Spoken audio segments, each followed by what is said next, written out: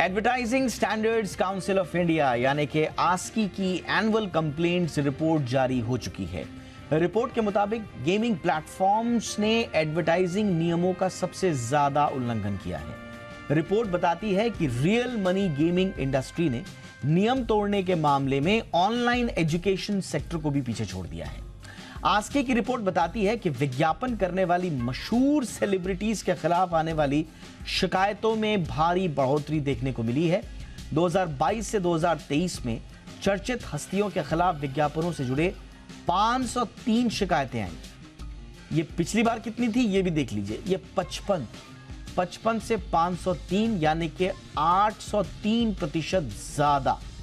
तो हमारे जो सेलिब्रिटीज हैं तमाम कोशिशों के बावजूद वो रिस्पॉन्सिबल एडवर्टाइजिंग पर ध्यान नहीं दे रहे हैं, ये रिपोर्ट साफ साफ कह रही है। रिपोर्ट बताती है कि उपभोक्ता संरक्षण अधिनियम के तहत तमाम सेलिब्रिटीज के लिए अब कानूनी तौर पर किसी विज्ञापन का हिस्सा बनने से पहले उसकी पड़ताल करना बहुत जरूरी है कि ये जो विज्ञापन मैं कर रहा हूं या कर रही हूं, क्या ये वाकई में जनहित में है, इसका कारोबार सही है, क्या ये नियमों का उल्लंघन करने वाली कंपनीज तो नहीं है। इसे ड्यू डिलिजेंस कहा जाता है। लेकिन आप दुर्भाग्य देखिए कि 97% मामलों में सेलिब्रिटीज इस पड़ताल का कोई भी सबूत आस्की को नहीं दे पाए। 97% यानी कि ऑलमोस्ट ऑल, सिर्फ 3% को छोड़ दें तो, यानी कि कोई भी बड़ा सेलिब्रिटीज ड्यू डिलिजेंस नहीं दे रहा है, जबकि साफ तौर पर यह उपभोक्ता संरक्षण अधिनियम के तहत है, आस्की की गाइडलाइंस है इसमें।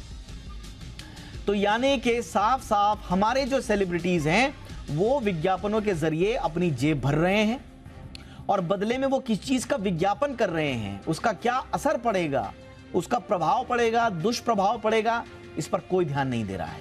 सिर्फ पैसे कमाने की हो। जो हस्तियां इसमें शामिल हैं उनमें कुछ बड़े नाम भी शामिल हैं। क्रिकेटर महेंद्र सिंह धोनी 10 शिकायतों के साथ सबसे आगे हैं। उनके अलावा यूट्यूबर, जो मशहूर यूट्यूबर हैं भुवन बाम, उनके खिलाफ भी विज्ञापन शर्तों का पालन नहीं करने के 7 मामले दर्ज हैं। एक्टर जिम सर्भ और क्रिकेटर विराट कोहली का नाम भी इसमें शामिल है। खास बात यह है कि ये चारों सेलिब्रिटीज जिनका हमने नाम लिया, ये टॉप 4 हैं उल्लंघन के मामले में, और सारे के सारे गेमिंग से जुड़े हुए विज्ञापनों में नियमों को अनदेखा करते देखे गए।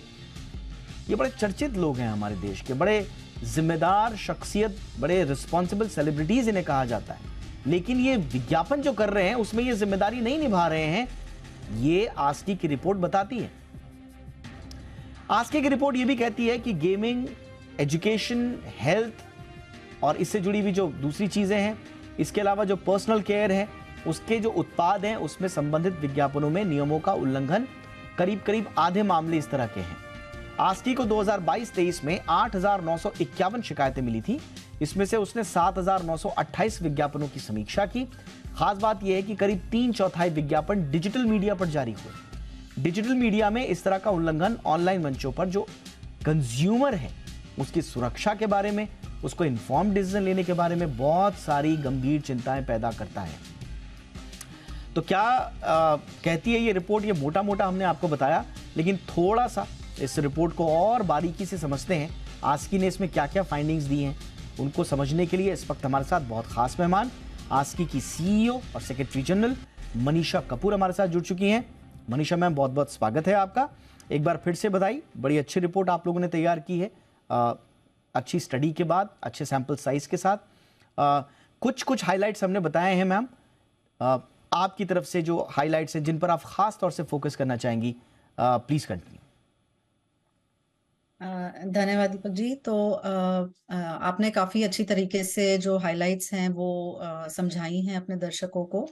एक बार फिर मैं उनको रिआइटरेट कर देती हूँ कि जो जैसे आपने कहा कि 75% एड्स हमने डिजिटल मीडिया पे देखे हैं, तो वो एक ये हमें बताती है कि शायद कंज्यूमर्स, उपभोक्ता ऑनलाइन वर्ल्ड में सेफ हैं या नहीं।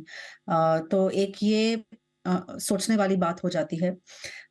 अगला ये है, जैसे आपने बताया कि पिछले कई साल से एक्चुअली जो एजुकेशन सेक्टर था वो हमारा सबसे वायलेटिव सेक्टर एक माना जाता था। काफ़ी साल का उसका एक रिकॉर्ड था।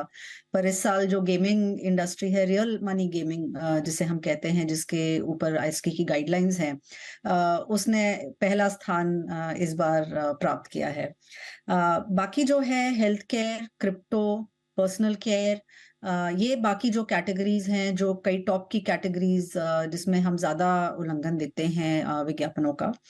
और जैसे कि आपने कहा बिल्कुल सही कि एक बहुत हाई सेलिब्रिटीज़ इस वक़्त, मतलब जो इस साल हमने जो विज्ञापन, जो मिसलीडिंग एड्स दर्ज किए हैं, उनमें एक सेलिब्रिटीज़ की मात्रा काफ़ी हाई पाई गई है। तो एक वो भी ज़रा चिंता करने वाली बात है, क्योंकि जो सेलिब्रिटीज़ का डेफ़िनेटली एक अलग तरीके का इम्पैक्ट होता है अपने ऑडियंसेस का। ऑडियंसेस कभी-कभी ब्रांड को उतना ट्रस्ट नहीं करते जितना सेलिब्रिटीज़ को करते हैं, तो ये एक डेफ़िनेटली सेलिब्रिटीज़ की तरफ से एक ज़िम्मेदारी वाली बात हो जाती है कि वो मिसलीडिंग एड्स में फ़ीचर ना हो, वो अपना ड्यू डिलिजेंस करें, वो ये तय कर लें तो कि क्या जो समझ में आ रहा है, एड पे करी जा रही ये जितने भी सेलिब्रिटीज हैं, ये अच्छे खासे सेलिब्रिटीज हैं। इनके ऐसा नहीं है कि इनके पास कोई स्टाफ रखने के पैसे नहीं है या इस तरह का कोई फिनेंशियल क्रंच है। पूरी की पूरी टीम होती है इनके पास बाकायदा। जब आस्की की साफ तौर पर गाइडलाइंस हैं, भारत सरकार की गाइडलाइंस हैं, उपभोक्ता संरक्षण कानून के तहत आपको ड्यू डिलिजेंस देना अनिवार्य है, उसके बावजूद मैम ये क्यों नहीं दे रहे? 97% सेलिब्रिटीज आपको ये बता नहीं पाए कि उन्होंने ड्यू डिलिजेंस नहीं दिया है। हाँ, ये बिल्कुल जैसे आप कह रहे हो, ये काफ़ी हैरानी की बात है कि बड़े-बड़े सेलिब्रिटीज़ भी इस बात पे ड्यू डिलिजेंस नहीं करते हैं, या करते हैं तो हमें कुछ एविडेंस नहीं दे पाते, तो हम तो एविडेंस के बेसिस पे ही जाते हैं। तो ये शायद अगर जो कंपनीज़ उनको बोल रही हैं कि आप ऐड में ये बता दीजिए, वो शायद ज़्यादा इसकी जाँच-पड़ताल नहीं करते हैं और वो बोल देते हैं। पर एक तरीके से जो कंज्यूमर्स इतना ट्रस्ट करते हैं इन सेलिब्रिटीज़ पे, तो ये एक तरीके से वो कंज्यूमर्स की तरफ इनकी रिस्पॉन्सिबिलिटी पूरी तरह से नहीं दर्शाई जाती है। तो हम यही कहेंगे कि आप विज्ञापन ज़रूर कीजिए, उसमें कोई दिक्कत नहीं है। पर आप यही इंश्योर कीजिए कि देखिए, कोई भी सेलिब्रिटी है वो एक अपनी फील्ड का एक्सपर्ट होता है। वो अगर कार बेच रहा हो या कोई और चीज़ की बात कर रहा हो, तो ज़रूरी नहीं कि वो उस चीज़ का भी एक्सपर्ट हो।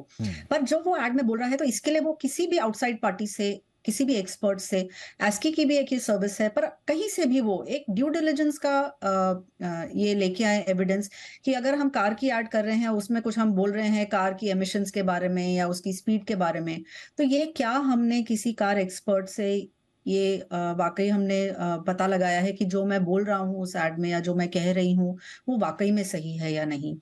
तो सिर्फ़ जो कंपनी आपको बताती है, एक शायद वो उसी पे विश्वास करके आगे बढ़ जाते हैं, पर जब ये विज्ञापन ही हमें मिसलीडिंग लगते हैं, तो डेफ़िनिटली इसमें एक सेलिब्रिटी का हाथ उसका बिल्कुल इम्पैक्ट मैम। बढ़ाने में और बहुत। एक चीज पर मैं और हाईलाइट करना चाहूंगा, अपने दर्शकों को हम बताना चाहेंगे कि जो जिन सेलिब्रिटीज पर आप भरोसा करते हैं उनकी हकीकत आप देखिए। एडवर्टीजमेंट के मामले में आस्की ने पाया कि हर चौथा एड जिसकी आस्की ने जांच की है, वो हर चौथे एड में इन्फ्लुएंसर वायोलेशन हुआ है। यानी कि जिस इन्फ्लुएंसर पर आप भरोसा करते हैं उसने जो तय नियम है उनकी धज्जियां उड़ा दी, उनके उनको उनको उसको पालन नहीं किया। Number one. नंबर टू, जो सेलिब्रिटी का जो मिसलीडिंग वाले जितने भी केसेस हैं वो कितने बड़े हैं? 803% बढ़े हैं। पहले 55 थे, 503 हो गए। अब इसमें दो पहलू हैं। एक तो आस्की ने अपना दायरा बढ़ाया है, ये बहुत अच्छी बात है। ये नंबर्स आपको इसलिए भी एलिवेटेड दिख रहे होंगे क्योंकि आस्की ने भी बहुत दायरा बढ़ाया है अपना, इसलिए इनकी रिपोर्टिंग ज्यादा हुई है। लेकिन रिपोर्टिंग होने के बावजूद वायलेशन की भी जो घटनाएं बढ़ी हैं उसमें तो साफ तौर पर लगता है कि हमारे सेलिब्रिटीज को सिर्फ अपने पैसे भरने से मतलब है, कंज्यूमर के लिए इन्फॉर्म्ड डिसीजन लेने में उनका कोई रुचि नजर नहीं आती। मैम, अपेक्षा हम क्या करें? हमारे पास ऑलरेडी गाइडलाइंस हैं और उनके खिलाफ दंड के प्रावधान भी हैं, तो क्या इन सेलिब्रिटीज को किसी तरह का दंड का भागी बनना पड़ेगा? हाँ, तो देखिए, जो कंज्यूमर प्रोटेक्शन एक्ट है उसमें भी ये कहा गया है कि जो सेलिब्रिटीज हैं उनको अपनी कोई भी एंडोर्सर हो, इनफैक्ट वो सिर्फ सेलिब्रिटीज के बारे में नहीं, पर जो भी एंडोर्सर हो ऐड में, उसे ड्यू डिलिजेंस से करना चाहिए। और अगर वो सेलिब्रिटी ड्यू डिलिजेंस का एविडेंस दे सकता है, तो फिर चाहे विज्ञापन मिसलीडिंग हो या ना हो, पर सेलिब्रिटीज को फिर एक छूट दी जाती है। पर अगर सेलिब्रिटी ने कुछ उसके ऊपर खुद अपना कुछ ड्यू डिलिजेंस नहीं किया हो, तो फिर सेलिब्रिटी भी इक्वली रिस्पॉन्सिबल माना जाता है। उसके ऊपर फाइन लग सकते हैं और रिपीट ऑफेंस के ऊपर फाइन्स की मात्रा भी बढ़ सकती है। प्लस ये प्रोविजन भी है कि उनको इवन सस्पेंड किया जा सकता है एंडोर्समेंट्स के तौर पे। तो ये काफी स्ट्रिक्ट पेनल्टीज हैं। अगर मैं एक सेलिब्रिटी हूं तो ये काफी मतलब मुझे तो काफी डरावनी सी प्रोविजंस लगते हैं लॉ के। पर बिल्कुल। उसके बावजूद अगर एक इंडिफरेंस है या आपको लगता है कि नहीं आप नहीं पकड़े जाओगे या आपको कोई बताएगा नहीं, तो ये धारणा भी गलत है। तो एस्की डेफिनेटली इन केसेस को हाईलाइट कर रही है। हम्म। हम चाहते हैं कि सरकार भी इन केसेस के को एक नजर डाले, और अगर उनकी अपनी जांच के हिसाब से अगर लगता है कि ये वाकई एड्स मिसलीडिंग है जी। Under the consumer protection act, तो डेफिनेटली इन कंपनीज पे और सेलिब्रिटीज पे जो कानूनी कार्रवाई है वो बिल्कुल। अब शुड डेफिनेटली टेक बिल्कुल, इट। अब यहाँ पर एक बहुत इंपॉर्टेंट कड़ी है जिस कड़ी को भारत सरकार को जोड़ना होगा, और हम इसको बार बार कह रहे हैं। ये जो गेमिंग, देखिए हमने जो 4 टॉप सेलिब्रिटीज के नाम लिए वायलेशन के मामले में, वो सब के सब गेमिंग से जुड़े हुए थे। कुछ जेन्युइन गेम भी होंगे, लेकिन जो रियल मनी जहां पर इन्वॉल्व है उसमें हमने बहुत सारी चीजें देखी हैं कि इसमें रियल मनी में इन्वॉल्व होने वाली गेमिंग प्लेटफॉर्म्स भी बड़े डाइसी से रहते हैं। उनका कहां से ओरिजिन है, इंडियन है, ओवरसीज है, तो ये भी थोड़ा देखना पड़ेगा कि क्योंकि ओवरसीज वाली जो कंपनीज होती हैं वो ज्यादा से ज्यादा पैसा ऑफर करती हैं, वो बंदर बांट करती हैं पैसों की, और सेलिब्रिटीज उसके जाल में फंस जाते हैं, ज्यादा पैसा मिल रहा है। इस चक्कर में वो ना दूसरे नियमों का ध्यान रख रहे हैं, ना कंज्यूमर के इन्फॉर्म्ड डिसीजन की हाइजीन जो होनी चाहिए उसका ध्यान रख रहे हैं। एक इंपॉर्टेंट चीज जो है मैम, और आखिरी मेरा सवाल है मैम ये वाला, टीवी और प्रिंट से ज्यादा, बहुत ज्यादा ऑनलाइन जो इस तरह के एडवर्टीजमेंट में वहां पर देखने में आया है, जो आपने ओपनिंग रिमार्क में कहा भी कि आस्की भी इस बात को लेकर चिंतित है कि कंज्यूमर्स की ऑनलाइन सेफ्टी। इंस्टाग्राम पे 33% मामले, फेसबुक पर 31% मामले, वेबसाइट्स पर 22, यूट्यूब पर 12 और अदर्स 2, 75% मामले ऑनलाइन सेफ्टी की संवेदनशीलता की तरफ इशारा कर रहे हैं मैम। तो इसमें आगे क्या किया जा सकता है? तो जैसे मैं आपको एक बात इंटरेस्टिंग आपको बताऊं कि एस्की जो है, एस्की की प्रोविजंस और जो इनके हमारे जो कानून हैं, जो हमारे रूल्स हैं, ये एक्चुअली केबल टीवी एक्ट के अंतर्गत इनको शामिल किया गया है। तो केबल टीवी पे और टीवी पे अगर कोई विज्ञापन आता है जिसे मिसलीडिंग माना जाता है, एस्की भी मिसलीडिंग माना जाता है, तो ये एक्चुअली गवर्नमेंट की तरफ से भी एक इलीगल चीज मानी जाती है। तो आप इसलिए देखेंगे कि over the period of time जो टीवी के एडवर्टाइजमेंट्स हैं उसमें ज्यादातर हम वायलेशंस नहीं देखते हैं, क्योंकि एक बहुत स्ट्रॉन्ग गवर्नमेंट का भी सपोर्ट है। तो आई थिंक इस तरीके से अगर हम जो ये सेल्फ रेगुलेटर जो एस्की है और गवर्नमेंट है, हम ज्यादा तालमेल मिला के अपना काम करें, एक दूसरे को सपोर्ट करें, तो डेफिनेटली ये जो डिजिटल पे जो इतना ज्यादा फैला हुआ है इस वक्त, तो डेफिनेटली ये देखिए बहुत बड़ी चीज है डिजिटल। इसमें मुझे लगता है कि जो सब स्टेक होल्डर्स हैं, चाहे वो प्लेटफॉर्म्स हो, चाहे वो सेल्फ रेगुलेटर्स हो, चाहे वो सरकार हो, हम सबको इसमें बहुत मिलजुल के काम करने की आवश्यकता है, क्योंकि ये एक बहुत कॉम्प्लिकेटेड सिस्टम है। यूजर्स अपडेट करते हैं और बहुत ज्यादा इस पे कोई रेगुलेशन डालना भी नहीं चाहता, क्योंकि एक बहुत फ्री प्लेटफॉर्म माना जाता है। पर कहाँ पे वो जिम्मेदारी एक आ जाती है प्लेटफॉर्म्स की, हमारे बिल्कुल मैम, जैसे मैम रेगुलेटर्स की, सरकार एब्सोल्युटली एब्सोल्युटली मैम, वो हम तो शुरू से कहते आए हैं और हमने आस्की की हर रिपोर्ट की हमेशा से पड़ताल की है।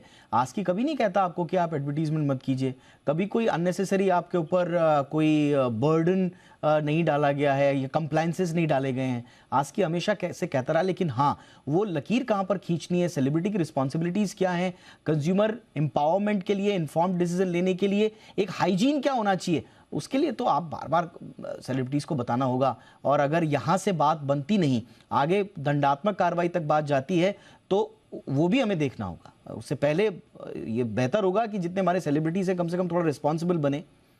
बहुत बहुत शुक्रिया मैम, आपने वक्त निकाला हमारे लिए। एक बार फिर से आपको बधाई, आपकी पूरी टीम को। बहुत अच्छी रिपोर्ट है, कॉम्प्रिहेंसिव रिपोर्ट है, एक खाका बता रही है हमारे देश में एडवर्टीजमेंट की दुनिया में, भ्रामक प्रचार की दुनिया में क्या कुछ चल रहा है और कितनी गंभीर ये समस्या है। बहुत बहुत शुक्रिया मैम वक्त निकालने के लिए। धन्यवाद।